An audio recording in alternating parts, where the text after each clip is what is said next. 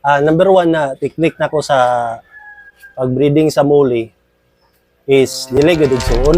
Then mas maayo gud sa breeding is ang atong lalaki is gagmay. Kung gagmay magud ang lalaki, muna sila grabe gud kapaspas mo breeding, taga-sundot nila na dagko gyud possibility nga daghan pud ang maanak si mong female. Then as to area, as long as di lang gyud kay siya lahom, biskan planggana okay na kayo kung siguro tulo ka babae, duha ka lalaki or upat ka babae, tulo ka lalaki o mas breeding imong tuyo. Weather, mutsada gyud ang weather niya is biskan dili gyud pirmi as long as maigo gyud sa sunlight, mo nay kusog nga makapa-develop sila. Then sa live food, as to live food sa kuha, kung magpirmi kag live food sa dapna, okay ra, walay problema ang dapna, pero ang imong ipirmi og bahog ang tsubi, dako gyud jag possibility nga dugay sa mo anak o gamay ra yang anak or napagi-tendency nga mag stress birth siya tungod sa grabe na gyud ka bulky ang iyang tiyan.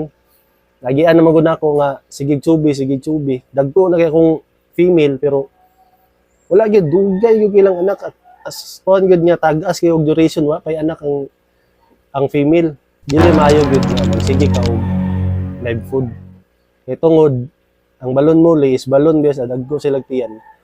Mura ra gyapon sa kuan, mura ra gyapon sa og sa tao. Ug ubis ang babae maglisod og pagpanganak. Nga na ang akong nabantayan sa as to observation lang nako sa breeding. So sakaling once ma pre-jubi na siya, murag action na gyud sa ka-jubi or mo-jubi na gyud siya, di ako magpili. Number one gyud na og ginalantaw is pidangkol gyud sa isda. Makita magud nimo nga nagi mga long body, napoy saktora, napoy sobra ka kumpak. O labi sa tanan, imog yung ilain ang babae sa lalaki. Mogo na say dako kay nga points nga ang imong pagkaling maayo ang mga dili ra sa female apil pod sa male kay ug imo sang isagol hantod mo dako sila ang male kusog kay mo breeding muna sila gagmay kayo ug imong tuyo nga mo grumba ka na kay mapili nga grumable less gyud kay ang chance sa mo tag imong isagol. Dapat kung magkaling ka nagyo kay separate tank nga balag i-community tank nimo nga puros babae sa pikas pod puros lalaki. Then og sa lahi nga strain sa matayo ug tan-aw. Once crystal eye, armored eye, napay diamond eye nato karon nga bag-o nga pula tapos nakaber siya sa crystal. Mo na akong paborito pang ipanglain gyud ako na sila kay medyo special gyud sa kuha lantaw. As to grooming, ang diskarte gyud nato dia is 12 by 12 by 12 ang tank nga ginabutangan tapos separate lang nato ang babae sa lalaki.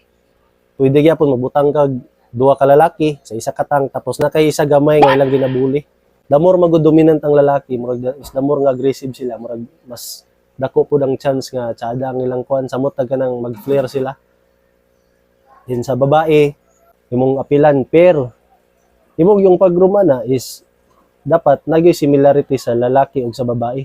Number one gyud ako napansin sa mga show, sa ako nang apilan show is number one ginabantayan nila is similarities. Or imong bae, butang na to sa IBBM, black siya tanan, tapos nay blue nga, nay scales, dapat sa lalaki nga nagyapon. Pare-pareha gyud sila o itsura. Then, dako kay nga point sa show is ang dorsal fin gyud sa male. Taas gyud ang dorsal si mong male. Nabantayan pud namo sa grooming, wapo gyud i-groom sa male is katubi tong mga bading. Mga bading. Huwag na itong makita usay nga dagko iglawas, tambok iglawas din. Tingala ka at the end of the one, pila nimo ka duration nimo sa grooming, mo siya glaki. Mo say tsada nga i-pair or i-groom kay dagko yung iglawas. As lahi ra gyud siya sa kanang mag-groom ka nga gagmay pa, tagas lag dorsal. Dugay kayo ang enhancement sa isda. Unlike sa katong bading nga dagko glawas, dako na siya glawas daan ay mong paabuton na lang dorsal. Kaya ram na to na ikuanon quality gid sa tubig. Mo gina sa kuha lang quality sa tubig gid na. Pareha karon every week 3 times gyud ko ga water change 20-30% pwede pod 100%. Dayon aeration ang iyang pagkaon nga kakaunon kaning jail food ginatawag nila or steam egg, wapo yung kayo sa pan ug mag-grooming ka. Pero dili gyud sa dyan nimo labian gyud. Kay dako po siyang kuan, dako ang possibility malubog imong tubig o pwede dahilan nga magkasakit ang isda. Dapat kuan na gyud anay-anay lang. Grooming man siya. Dili man siya ingon nga lumbaanay, grooming. Di, dapat imo siya ananayon, anay-anayon pagbahog, anay-anayon pag water change. Then isa po dani kaning ako lang na wala ko technique sa pag-groom ka ng tapikon nimo ang kuan ba. Ang glass sa imong gigruman. Damor magud siya kasi gana. Damor po siya morbitog na mga main nga musukol. Eh pagabot magud siya sa judging didto, na tanawon gud siya sila. Tanawon ba nawiran tanawon. So kung imo tong ang judge pag tanawa to, di mandagan nimo isda murag kasabot gud ang judge nga wala to nimo sa gigrum. Imo ra tong gipunit ba. Unlike nga katong gid siyang imo siyang dulaon, mo flare siya. Dako gyapon sa kuan nga pagtan-aw sa judge, kani gigrum gud siya, gilain gud ni siya. Wapo man ang iyang kuan, mo na-respond sa imong pagdakop nila ba. Kaysa pag judging man gud sa balon mole is ila mo gyud ang dakpon gud.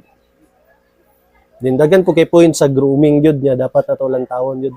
Karon og magpiring ka dapat kuan gud na kay dapat ang imong male kung crystal eye, ang imong female crystal eye gyapon. Og sa male lang dapat kung crystal eye ang isa ka mata, ang pikas mata dapat crystal eye gyapon. Kay kung mag crystal eye ang isa, ang pikas dili, dako sa possibility nga i-DQ kanila.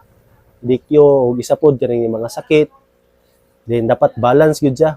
Yang body og ang yang mouth, na magoy mouth nga gana gaya mo ra sa gayak mo, apoy mouth nga hiwi.